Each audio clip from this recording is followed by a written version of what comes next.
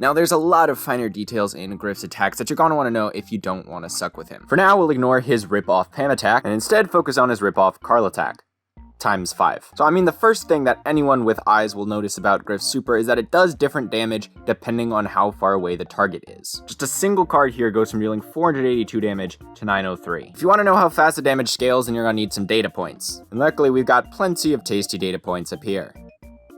So I looked at how much damage Super did at each point in its range, blah blah blah, lots of math stuff. Basically what I found is that you do a minimum of 462 damage, a maximum of 924 damage, and generally you gain 60 damage for each tile the banknotes are away from you. And that's the damage for each banknote, and there are 5 of them. But the damage actually doesn't scale based on distance, it actually scales just at how close the banknotes are to their maximum range. But now another really weird thing about Griff Super is that it does different damage when it goes forward compared to when it goes backward. We're literally not going to move and we're going to hit this bot with one card. 788 forward, 678 backwards. Why does that happen? So when the cards are coming back to you, they actually have the same minimum damage, but their maximum is significantly decreased. You can only get up to about 700 damage per card on the way back. And so this means that in general, on the way back, cards only gain about 30 damage for each tile they are away from you, instead of 60 like when they're going forward. But the minimum amount of damage still stays the same. We do 2,310 forward, and we do 2,310 back. It's just that the maximum damage is what's changed on the way back. But just like every good thing in Brawl Stars, it gets even more complicated than that. If you hit someone at the very end of your range, it'll be like hitting them 2 times going forward. So the second shot won't have reduced damage like they would if they were coming back to Griff. So if you really want to maximize the damage you get from this super, you have to hit a target 2 times going forward and you'll deal 1,848. Now another quick tip is that your super actually goes through walls on the way back because, you know,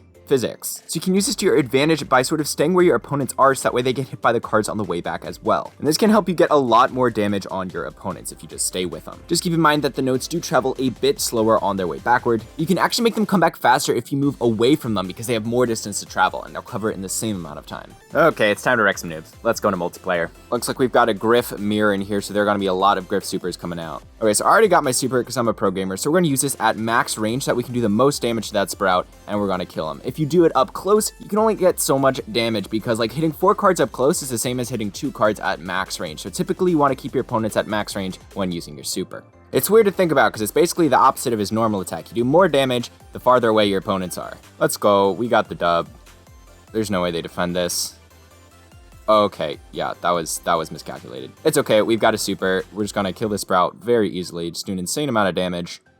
And we don't have the ball. Of course you don't have the ball. So we're heading to overtime now, but that's actually kind of great because Griff does so good when it's open and he can hit basically everyone with his super. So we just kind of shredded their entire team, and that was kind of all my damage.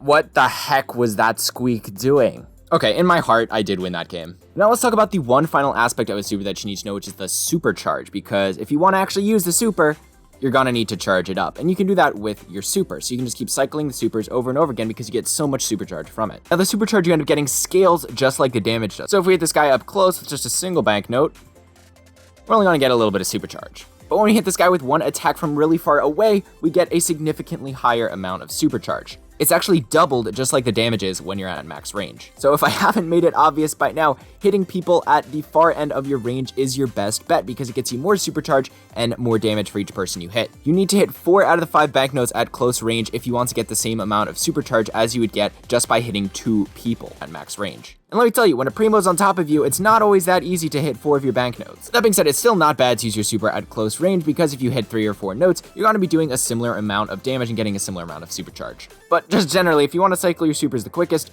use your attack at max range. It'll save you a lot of trouble in the long run. And like I said before too, it's easier to hit them on the way back if you hit them at long range too, because you can sort of strafe around walls and make sure you stay aligned with them so they get hit. But if you want to make sure opponents stay at the end of your range, I mean, you have this giant aiming line right here for your main attack, which is only 2/3 tiles shorter than your super attack. So if you keep them at the end of your main attack, they're already going to basically be at the end of your super attack. So just playing at about this range lets you play with basically no effort because your super's always going to do max damage. And I can bet you like playing with little to no effort, because pretty much everyone does. Also, a little secret tip for those who made it to the end, if there's someone who's right next to a wall, you can literally just spam your super and it does a massive amount of damage because the cards are basically instantly at their max range. And you're able to hit almost all 5 of the notes on top of that.